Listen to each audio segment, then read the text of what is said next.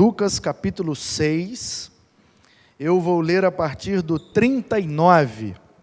Abra aí a sua Bíblia comigo.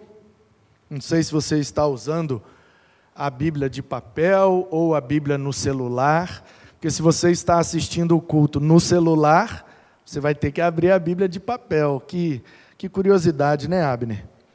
A gente foi obrigado a ter o culto de forma virtual, mas por conta do culto virtual está tendo que usar a Bíblia analógica, né?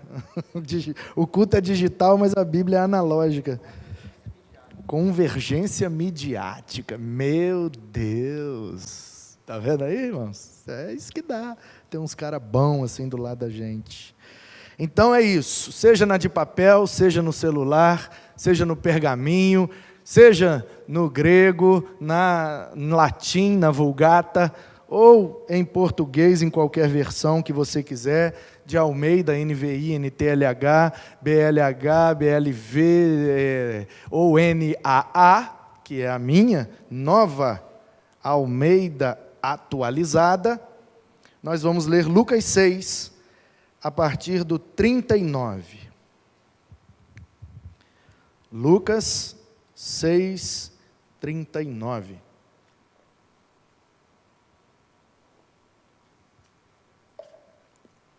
Diz assim, texto registrado pelo médico amado Lucas. Jesus lhes contou também uma parábola. Será que um cego pode guiar outro cego? Não é fato que ambos cairão num buraco? O discípulo não está acima do seu mestre. Todo aquele, porém, que for bem instruído, será como o seu mestre.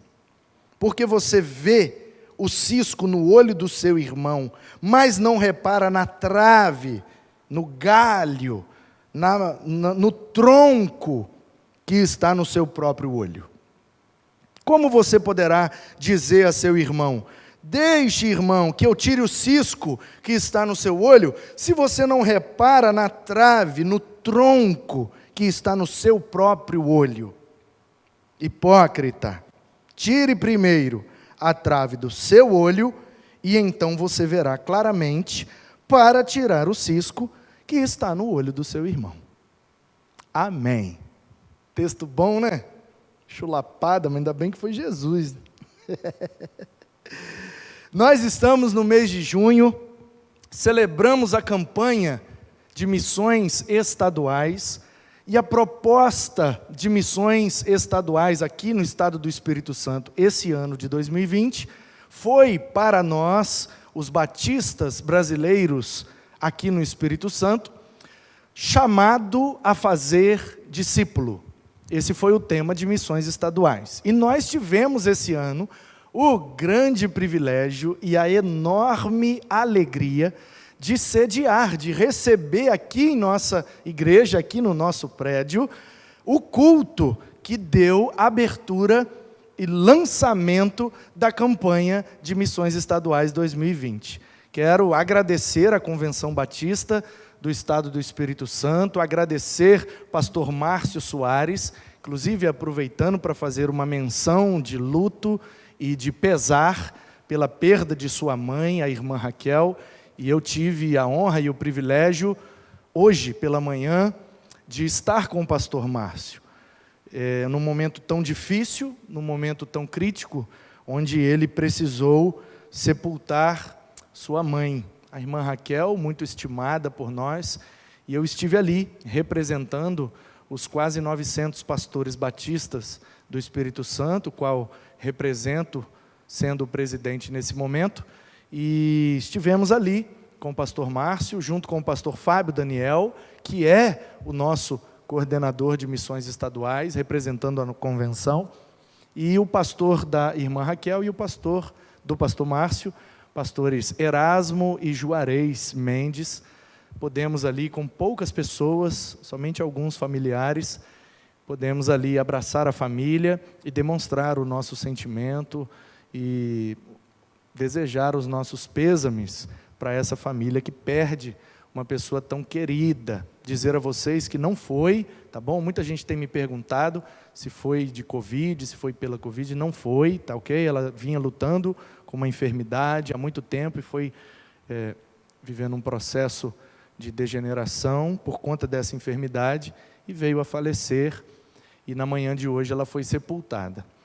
Então, quero agradecer ao pastor Márcio, fazendo essa menção de pesar, e ao pastor Diego Bravin, que é o nosso diretor-geral, executivo da Convenção Batista aqui em nosso estado, que escolheram, nos brindaram, nos presentearam com esta bênção, essa honra de abrigar aqui na Igreja Batista Guaranhuns, em Vila Velha, o culto de lançamento da campanha de missões estaduais. Foi um culto muito bonito, e estivemos aqui com a presença no louvor, tivemos o Paulo César Baruch, o Anderson Freire, e a turma aqui da igreja também cantou, e o Fábio Daniel pregou uma mensagem linda sobre fazer discípulos, naquele texto em que Jesus manda lançar as redes, e a missionária Daisy também trouxe uma palavra, um testemunho muito impactante sobre o trabalho de capelania universitária. Ela faz um trabalho evangelístico e missionário com os universitários da Universidade Federal do Espírito Santo. E aí está aí no nosso canal do YouTube, inclusive hoje, esta é a última mensagem dessa série sobre o discipulado. Próxima quinta-feira a gente já começa o mês de julho. E o mês de julho, aqui em nossa igreja, celebramos o mês da juventude. Então, a juventude estará à frente da programação, estaremos juntos e vamos passar o mês de julho com o tema que eles escolheram, que é discipulando e influenciando, cuidando e influenciando. Porque o congresso que teríamos, infelizmente o congresso não vai poder acontecer por causa da pandemia, o tema do congresso esse ano seria influencer, e esse ser seria com S, influencer, e a gente ia trabalhar a questão das mídias, da influência digital, porém a perspectiva bíblica de que nós temos que ser, para depois influenciar, então influencer, e influenciar para o lado bom. Mas esse tema vai ser trabalhado durante o mês, e aí vai ser cuidando, influenciando, e vamos aí passar o mês de julho. Mas ainda estamos em junho, ainda é missões estaduais, e o nosso assunto ainda é discipulado, porque nós somos chamados a fazer discípulos. Portanto, eu quero fazer uma revisão, um resumo breve de tudo que nós aprendemos durante o mês, e se você não assistiu, recomendo que você, aí no nosso canal do YouTube, nos assista a toda a série, desde o início. São 9 vídeos, ok? Então esse será o 10º vídeo. A playlist de... Como é que é o tema da playlist? É chamados para cuidar dos discípulos, é isso? Então, chamados para cuidar dos discípulos é o nome da playlist aí do mês de junho, no nosso canal do YouTube, e a partir de amanhã essa playlist terá 10 vídeos, com 10 mensagens sobre discipulado, sobre esse trabalho que Jesus faz na nossa vida e quer que a gente o ajude a fazer na vida de outros também. Então vou relembrar e refrescar a sua memória e animar você que não viu toda a série, animar você para assistir todas, na medida do possível, para que você seja abençoado. Foram muitas lições preciosas. A primeira mensagem foi chamados para missões, chamados para fazer discípulo, com o texto, o base, a divisa da campanha desse ano, que é Isaías 54:13. E os seus filhos serão ensinados pelo Senhor, serão discípulos do Senhor, e será grande a paz sobre eles. Então nós abrimos a série falando disso, falando dessa questão profética do discipulado, da geração de pai para filho, formando discípulos para Deus. Depois tivemos a abertura de missões, onde o pastor Fábio Daniel pregou e a irmã Daisy deu um testemunho, estão aí no nosso canal para você assistir também. Depois tivemos Mateus 28, a partir do 19, ide, pregai, fazei discípulos, ensinando-os a guardar. Então a gente aprendeu a fazer, cuidar e ensinar os discípulos. Vimos que discípulo significa aluno, então para discipular nós precisamos ensinar. E não pode ensinar se antes não aprender. Então, ensinando-os a guardar tudo que aprendemos com Jesus. Depois veio Romanos 12, os dons espirituais que fazem a edificação do corpo de Cristo. E esta quinta-feira, onde eu preguei com o tema Cuidando e Edificando o Corpo de Cristo, por causa do Corpus Christi. Foi exatamente no dia de Corpus Christi, um feriado aqui, no nosso país, e nós então aproveitamos o ensejo do feriado, caiu numa quinta-feira, e nós falamos sobre a questão do corpo de Cristo, o processo de discipulado na edificação do corpo de Cristo, por causa de Corpus Christi. Bem legal essa mensagem para você assistir também. Depois nós vimos a dinâmica de passar o bastão, o vídeo de número 6, Número 6, não teve um texto específico, mas exemplos de discipulado, porque foi no domingo, segundo domingo de junho, onde celebra-se no meio batista o dia do pastor. Então falei sobre pastoreando os discípulos e passando o bastão da fé, pastoreando para que a obra de Deus siga adiante. E aí usamos a vida de Moisés, que passou o bastão para o Josué, usamos a vida de Elias, que passou o bastão para Eliseu, e a vida de Paulo, que passou o bastão para Timóteo. Uma mensagem, na verdade uma reflexão, não é uma pregação, porque não teve um texto sendo explicado e aplicado, tecnicamente falando, mas foi uma reflexão muito boa para o dia do pastor e para a gente aprender sobre essa questão e a importância de passarmos o bastão da fé adiante. Depois, a sétima mensagem foi Lucas 14, 25, onde Jesus fala que se a gente não estiver disposto a calcular o preço, qual dentre vós é o homem que sai para a guerra e não calcula quantos soldados tem que levar? Qual de vocês começa uma obra e não calcula o preço? É o que nós fizemos agora. Tivemos hoje uma reunião do conselho para calcular, temos condições de dar sequência à obra? Descobrimos pelas contas que temos mais uma semana, então vamos mais uma semana, e é isso que Jesus falou. Toda vez que você vai fazer uma obra, sente para calcular o preço, porque senão você vai ter que parar na metade e vai passar vergonha. E ele aplica isso ao discipulado. Todo aquele que quer me seguir tem que tomar a sua cruz e vir após mim, e tem que estar disposto a abandonar família, abandonar tudo e vir comigo. Então nós começamos nesse texto uma minissérie dentro desta grande série de discipulado, que foi muito interessante e perspicaz, que é, em primeiro lugar, o custo de ser discípulo. E aí nós aprendemos que exige de nós um custo, não é preço, não é dinheiro, é custo. Por quê? Porque é tempo, é renúncia, é atenção, é piedade, é disciplina, é tudo aquilo que nós vamos, entre aspas, pagar, sem ser dinheiro, mas que nós vamos fazer, nós vamos entregar como um preço pago a Deus, para que a gente seja discípulo de Cristo. Depois que eu sou discípulo, aí eu preciso começar a fazer discípulos. Não fazer discípulo meu, não fazer discípulo para mim, mas fazer discípulo para Deus, para Cristo, seguindo o modelo de Cristo. Na verdade, é Cristo fazendo discípulo através de mim. E aí nós vimos o texto de Filipenses 3, onde Paulo fala de forma brilhante desse processo que Jesus usa os seus discípulos para fazer outros discípulos.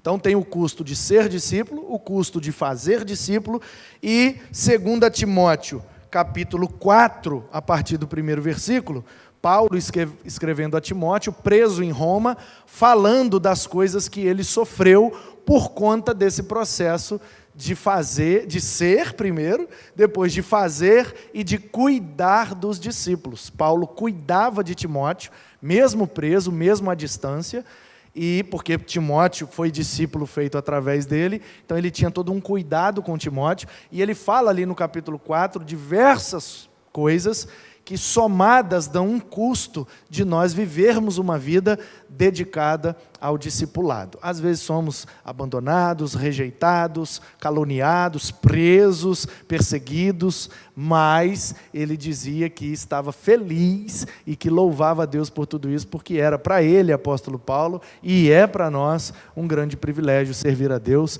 e fazer discípulos para Jesus. Então queria, com essa palavra e com essa introdução, incentivar a você para assistir toda a série. Está aí no YouTube, é de graça, é só dar o play e assistir na sua TV, no seu celular, no seu computador. Tenho certeza que vai abençoar muito a sua vida. Compartilhe, compartilhe para muita gente aprender sobre isso, que na verdade essa é a espinha dorsal da igreja. Sem o processo de discipulado, a igreja não vai adiante. Então é um assunto muito importante, extremamente importante, e nós temos que compartilhar essas mensagens sobre o discipulado. Se você não quiser compartilhar nenhuma outra, beleza, mas essa do discipulado, compartilha, por favor, porque o futuro da igreja depende da compreensão e da prática do discipulado.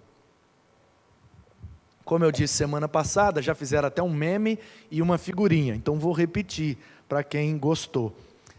Atualizando, o texto de Isaías que diz: formosos são os pés dos que anunciam as boas novas. Formosos, belos sobre os montes, são os pés daqueles que anunciam o evangelho, dependendo da versão. E aí, semana passada eu contextualizei esse versículo e quero repetir, principalmente nesse tempo, dizendo para você: formosos são os dedos daqueles que compartilham os links, os vídeos, os áudios, os textos da palavra de Deus. Portanto, Deus nos manda ir e pregar. Se nós não podemos ir fisicamente, por causa da pandemia, nós vamos virtualmente. Vamos compartilhar, vamos divulgar, vamos curtir, vamos comentar, vamos fazer o máximo para que essa mensagem alcance o maior número de pessoas possível, quanto com você. Então vamos lá. Encerramento da série, um desfecho, e esse texto aqui que é uma pancada na boca do estômago, palavras de Jesus aos religiosos que estavam procurando ali espremê-lo para ver se ele realmente conhecia a lei de Moisés e era um rabino à altura daqueles religiosos. Aí Jesus então lhes conta uma parábola e os discípulos vão se aproximando dele, porque na medida que ele lança as parábolas, na medida que ele dá as pancadas nos religiosos, os discípulos estão perto, porque os discípulos vão aprendendo também com aquilo. E muitas vezes no Evangelho a gente percebe que em outro momento os discípulos se aproximam de Jesus e dizem: Senhor, o que o Senhor quis dizer com aquele negócio que o Senhor falou lá? E aí às vezes Jesus explica, às vezes ele não explica, e Jesus é assim mesmo. Às vezes ele explica, às vezes ele não explica. Então, qual é o nosso papel? Descansar e confiar nele, mesmo sem entender,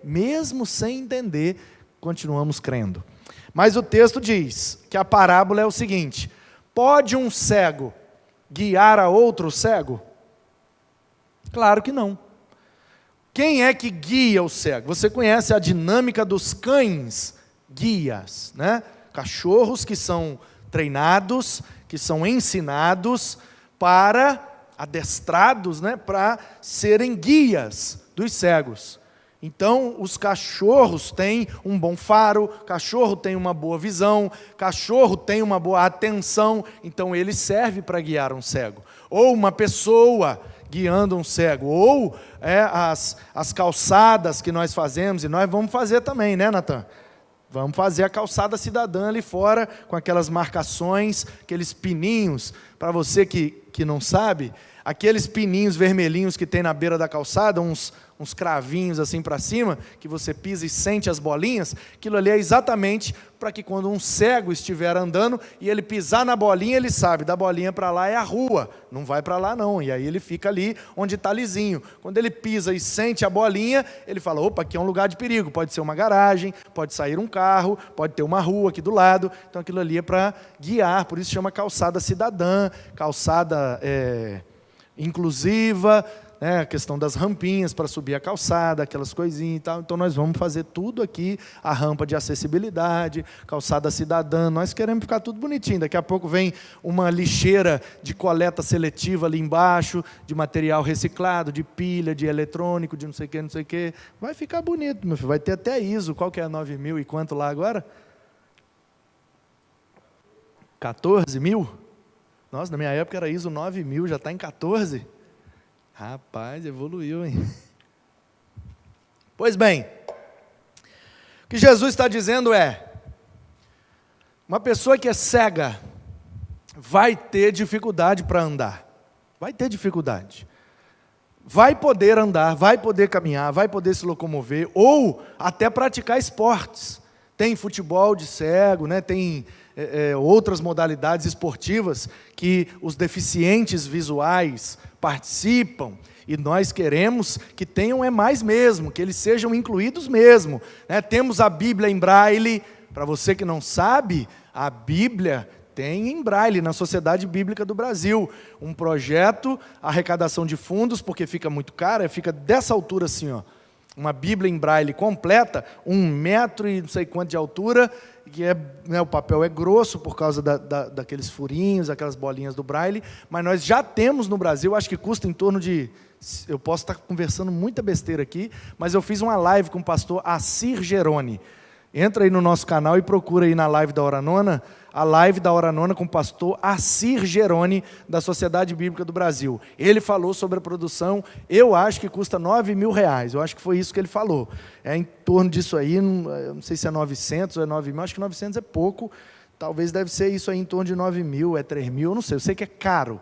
Então, aqueles que não têm condições, entram numa fila de espera, fazem um cadastro, e a Sociedade Bíblica vai arrumando fundos para produzir essas Bíblias e doar para os cegos Bíblias em Braille. Olha que bênção, maravilha. Então, o que Jesus está dizendo aqui é o seguinte, a deficiência visual causa uma dificuldade na locomoção da pessoa. E aquele que se propõe a ajudar o deficiente visual a caminhar, ele não pode ser também deficiente visual. Por quê? Porque senão os dois vão cair no buraco. Lembrem-se que nos dias de Jesus não tinha cão-guia, nos dias de Jesus não tinha calçada cidadã, nos dias de Jesus não tinha braille, nos dias de Jesus não tinha aquela varetinha que eles têm. Eu já vi vários andando, eles vão assim, ó, com aquela vara. Eu acho maravilhoso, como é que pode? E eles vão com aqui, e vai batendo assim, vai, e anda, e vai na padaria, vai no mercado, vai, trabalha. Em Guarapari tem uma pessoa, não sei se é um senhor ou uma senhora, mas que é deficiente visual e que fica lá, é uma senhora, na porta do banco ali, em frente à loja americana em Guarapari, e ela é deficiente visual e trabalhando, vendendo uns negócios lá, olha aí, como é que ela dá troco, como é que eu não sei, não me pergunta, eu sei que trabalha e fica lá e vende, está lá há anos, e eu fico impressionado com isso, mas nós temos que lembrar que quando Jesus mencionou a cegueira aqui, a deficiência visual, não tinha nada disso para auxiliar. Portanto, nos dias de Jesus, como é que um cego se locomovia? De braço dado, do lado de alguém que enxerga. E alguém que enxerga ia guiando aquela pessoa. Opa, cuidado, aqui tem um buraco. Opa, vai para lá. Opa, cuidado, aqui tem uma parede. Opa, tem um degrau aí. Cuidado, olha o degrau. Aí, outro degrau. Quem vê, vai guiar quem não vê. Era a única maneira de locomoção dos dias bíblicos.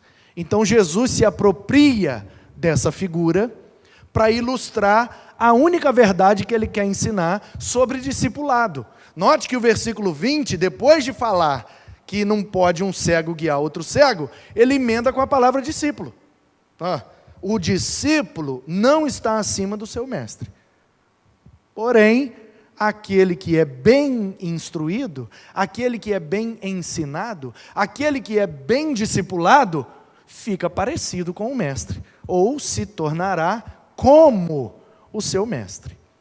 Então, Jesus está falando sobre discipulado.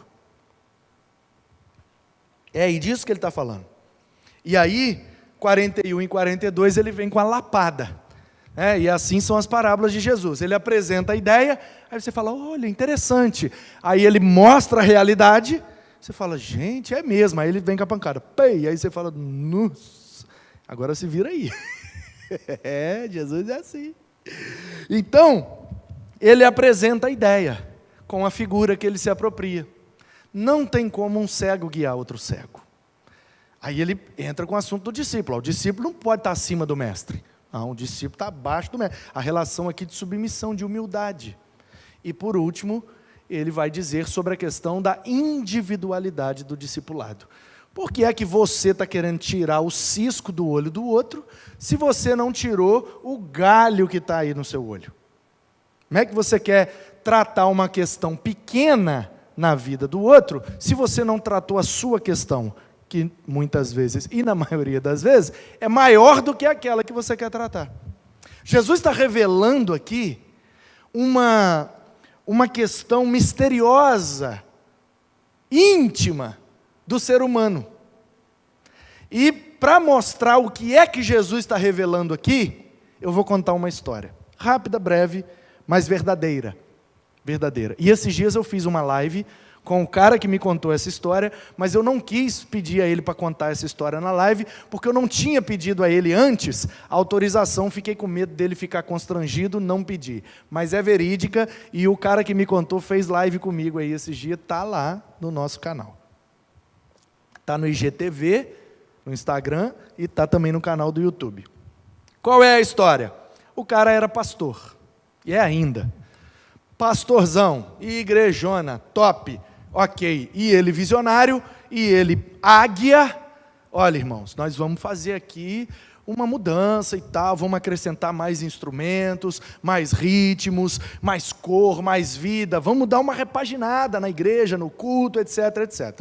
E aí ele começou colocando bateria, enfrentou um problema aqui, um problema ali, começou botando guitarra, enfrentou um problema aqui, um problema ali, e começou, e foi, alterações e mudanças e tal, até que um dia eles teriam um culto missionário, e naquela ocasião o culto missionário falava, ou iria trazer o testemunho de um missionário que trabalhava no Nordeste.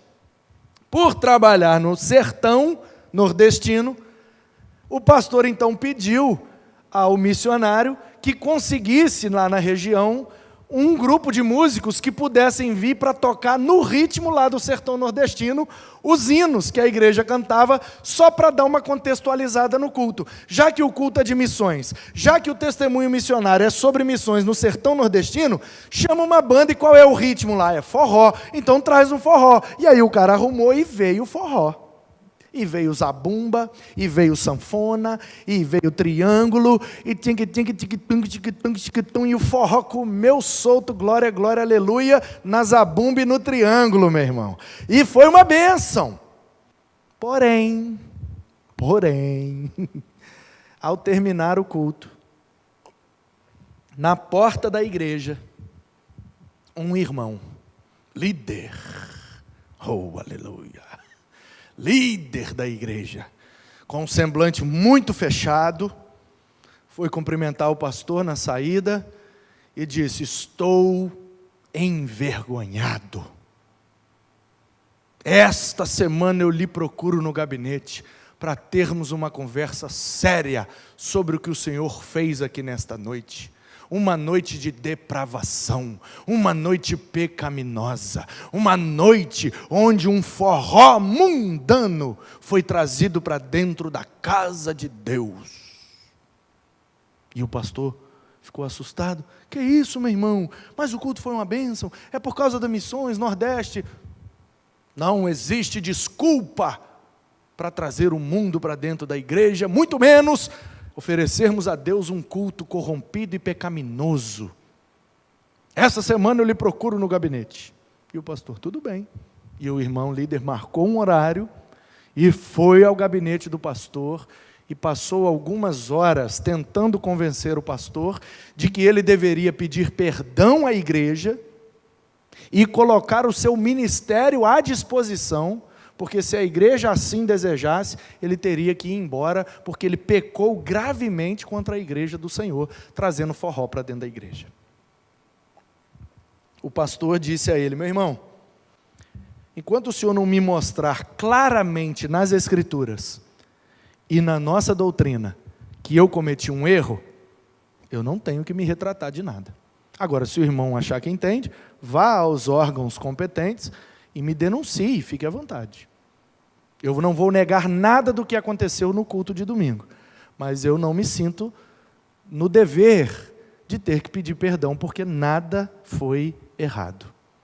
E aquele irmão, então, ficou muito insatisfeito, ficou por um tempo naquela igreja trabalhando contra o ministério deste pastor, promovendo grupos e dissensões e facções, e influenciando uma gama de pessoas na igreja contra aquele pastor, o que acabou produzindo um desgaste que com o tempo acabou, de fato, tirando o pastor daquela igreja.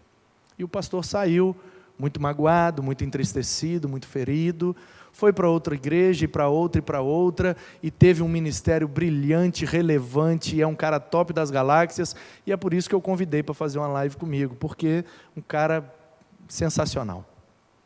Porém, o que eu não te contei é o que aconteceu depois. Contou este pastor que um belo dia ele já estava na igreja nova, né? Depois que ele saiu, ele foi para uma outra, e agora ele está numa que é muito top e tal, e ele, um cara brilhante. E aí um belo dia, há alguns anos atrás, quando ele contou essa história, eu estava numa programação ouvindo, foi quando eu conheci, tinha acabado de acontecer há poucos dias ou meses. E ele diz que estava nessa nova igreja, num outro estado, numa outra cidade, o telefone tocou e era um dos filhos. Preste atenção nessa história. Um dos filhos daquele irmão. E o pastor atendeu, não reconheceu o número. Oi, pastor fulano, aqui é Ciclana, filha do irmão Beltrano. O senhor lembra da igreja tal, da cidade tal, o irmão Beltrano, que uma vez teve um problema com o senhor por causa do negócio de um forró? Sim, lembro, porque esses aí, meu querido, a gente lembra. Que quem bate esquece, mas quem apanha não esquece. É um negócio de memória, Alzheimer, enfim.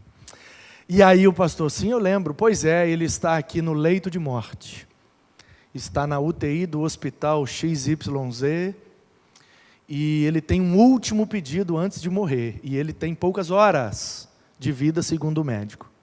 Ele está entubado, tráqueo, tem mais jeito, a coisa está complicadíssima, e ele acordou e pediu uma coisa, e a gente falou, pode pedir o que o senhor quiser, e ele disse, eu preciso que o pastor fulano de tal venha aqui, orar por mim antes de eu morrer.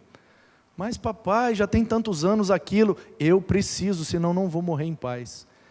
E aí a filha então ligou, e o pastor, entendendo a gravidade da situação, coração de pastor, e é assim mesmo, ele falou, tudo bem, tomou um avião, por conta própria, foi lá, tomou um táxi, chegou em questão de horas, ele estava dentro do hospital. E aí o senhor pediu para todos saírem, médico, enfermeiro, os filhos, me deixa sozinho com ele. Todos saíram e o pastor então sentou ao lado da cama, e ele falando com tráqueo, com muita dificuldade, ele disse para o pastor, eu preciso que o senhor me perdoe. E o pastor disse, mas irmão, isso já faz tantos anos, naquela época as mudanças eram novidade, nem todo mundo compreendia, eu já perdoei o irmão tem tanto tempo, fique tranquilo, o irmão já está perdoado. Não, pastor, eu preciso pedir perdão mediante a confissão do meu pecado. Não é assim que a Bíblia diz, aquele que confessa alcança misericórdia? Pois bem, eu preciso te confessar o meu pecado. E aí o pastor assustou. Mas que pecado, meu irmão? Eu já perdoei o irmão, eu já entendi a mentalidade, a cultura, a igreja em que o irmão foi criado. Não, pastor, não tem nada disso. O meu problema não era com a sanfona, o meu problema não era com o triângulo, o meu problema não era com a zabumba. O problema, pastor, é que eu era representante comercial. E uma das filiais da minha empresa estava no Nordeste. E um tempo por ano, eu tinha que passar naquela cidade do Nordeste por causa de uma das filiais. E lá, pastor, eu caí em pecado. Lá eu me envolvi com uma moça, ela engravidou, e eu, sem saber o que fazer, Voltei para casa, não contei para ninguém, e toda vez que eu ia para a cidade, para aquela filial, eu então registrei aquele menino no meu nome, e eu dava dinheiro, eu fazia compra, e eu tinha, durante todos esses anos, eu tinha 2 famílias. Sabe por quê, pastor? Que aquele forró me incomodou tanto? Porque foi no forró que eu conheci a moça, e a minha vida virou esse inferno. Portanto, naquele dia que o pastor trouxe o forró para dentro da igreja, o pastor jogou luz no meu pecado, que só eu conhecia. E por isso eu fiquei muito zangado, e fiz aquilo com o pastor. Mas o errado era eu. Eu não posso morrer sem o perdão do Senhor. E aí o pastor, compreendendo a gravidade da situação, perdoou, orou por aquele irmão, e ele pediu para chamar a sua família, e ali, na presença da família, ele deu o último suspiro e faleceu. O que Jesus está dizendo aqui é o que aconteceu na história desse irmão. O que Jesus está dizendo é: toda vez que eu aponto um cisco no outro, é porque em mim tem um tronco. Por isso que eu tenho extrema dificuldade de lidar com as pessoas mediante o pecado que elas cometem. Porque se eu aponto, é porque em mim tem algo pior ou maior. Por isso que eu tenho dificuldade de lidar com pessoas que são extremamente legalistas. Mas isso não pode, mas isso está errado, mas isso... sempre apontando o erro. O problema está dentro. Por isso que eu tenho dificuldade de lidar com gente que gosta de procurar sempre um defeito, um erro, um pecado, um isso, um aquilo. Fulano não pode por causa disso, daquilo outro. Beltrano não pode, porque não sei o que, bababá. E os argumentos são sempre os mais espalhafatosos, que nunca tem a ver com a Bíblia e com Deus. Porque Deus não deixou na sua palavra qual é o ritmo correto, qual é o instrumento santo, qual é a liturgia, quanto tempo deve durar o culto, qual é o dia da semana. Não tem nada disso. Isso é tudo uma questão de costume. Estamos acostumados a fazer assim, ok, mas se tivermos que mudar, que seja, é um costume. É costume. Não é lei, não é mandamento, não é vontade de Deus. E eu olho para as páginas do Evangelho de Jesus e vejo como ele tratava os pecadores. E vejo também como ele tratava os religiosos. Jesus só deu chicotada uma vez dentro do templo, nos religiosos. Jesus só dava patada nos religiosos. Mas quando um ladrão, quando uma prostituta, quando um cobrador de impostos, quando um mentiroso, quando um traidor se aproximava dele, ele sempre tratava com carinho, com amor e com acolhimento.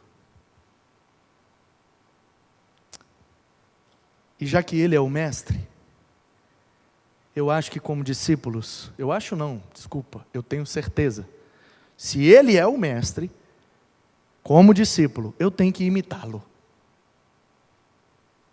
E ele está dizendo, um cego não pode guiar outro cego. Portanto, eu quero tratar com você, para encerrar essa série sobre o discipulado. Nós já falamos aqui de tanta coisa, né? Nós somos chamados a fazer discípulo, nós vamos cuidar, nós vamos ensinar, nós vamos fazer, nós vamos ser, ok.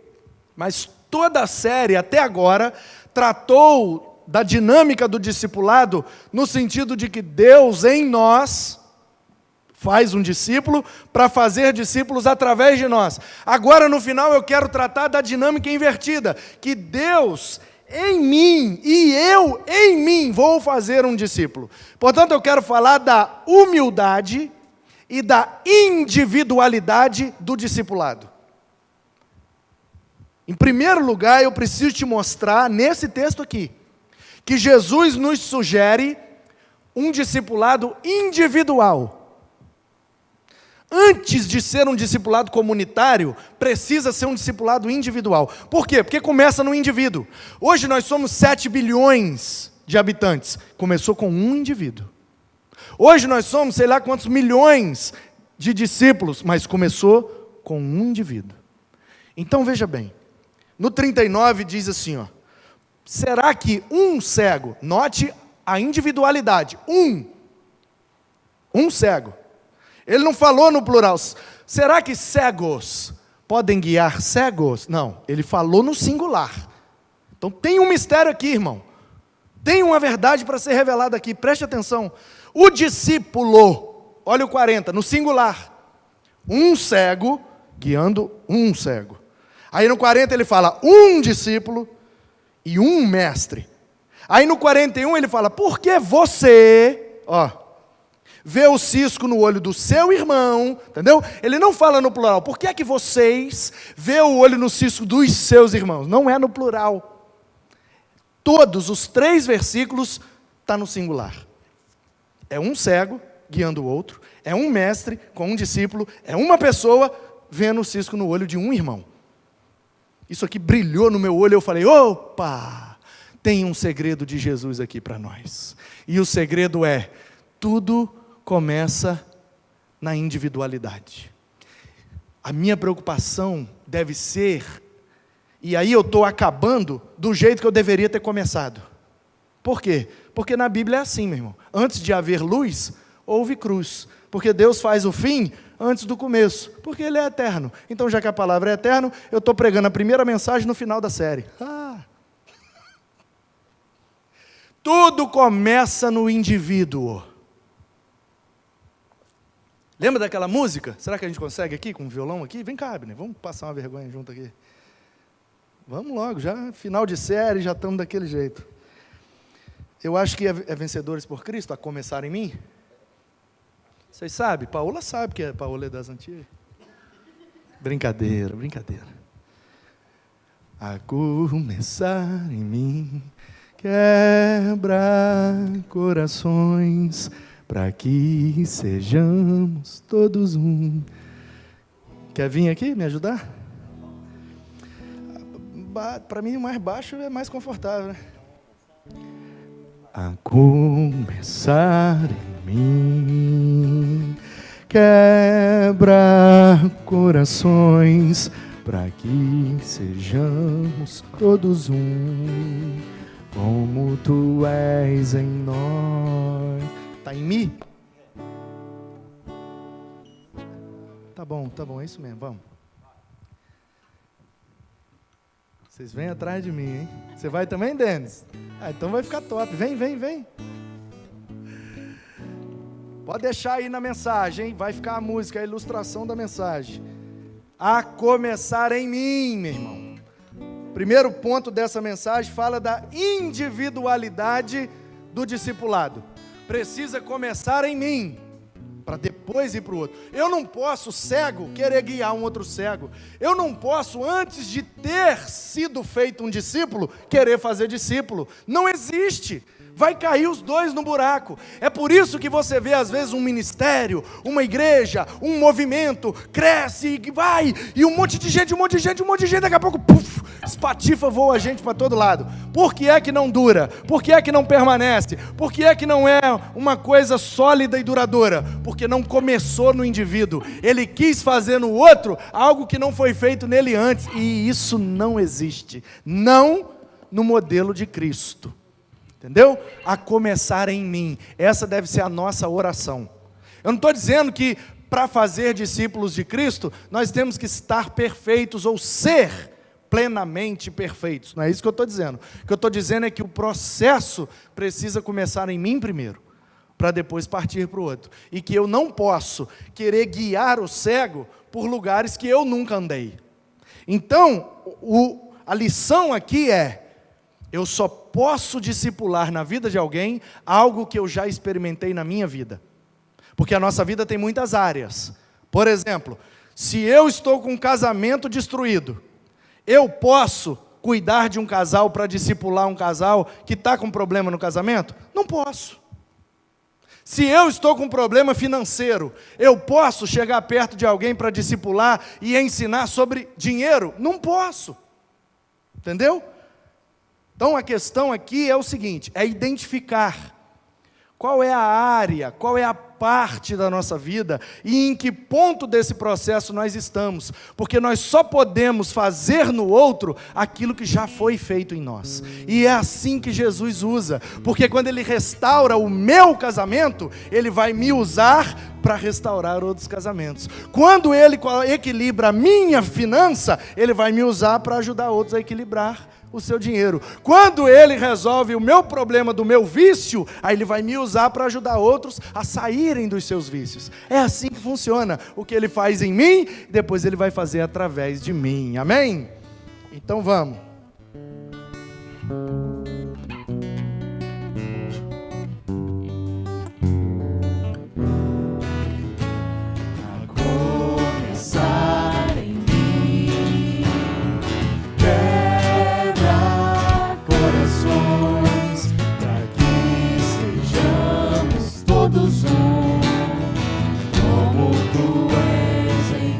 A começar em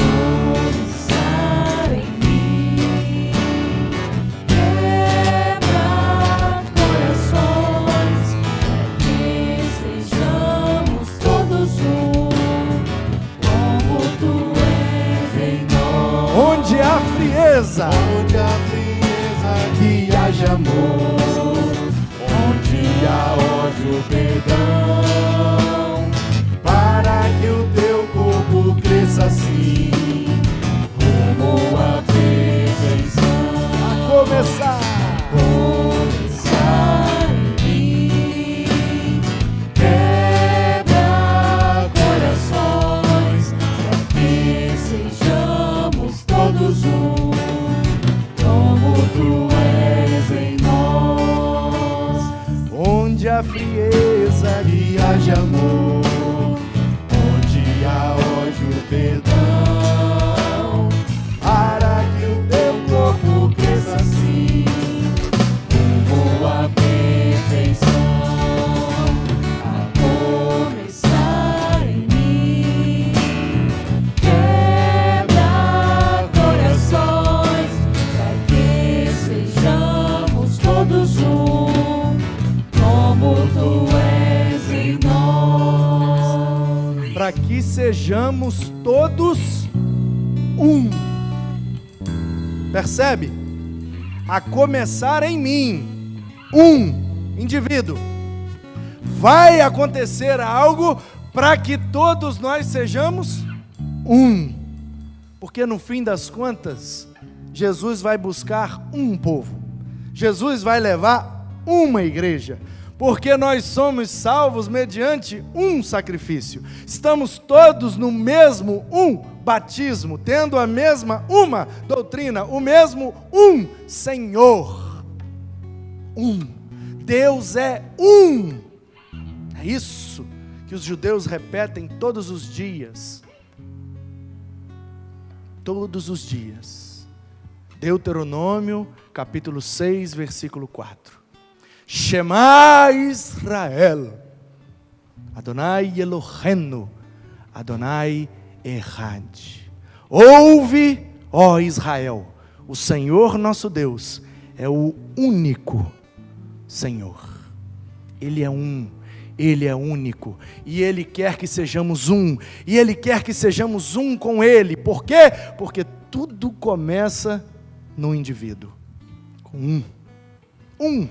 Deus tinha um filho, fez dele um missionário, e dele está adotando uma comunidade de filhos, que se tornarão um na eternidade, na sua presença. Portanto, esse texto ensina sobre individualidade. É um cego, é um discípulo, é um irmão. A individualidade do discipulado. Isso precisa estar vivo na nossa consciência.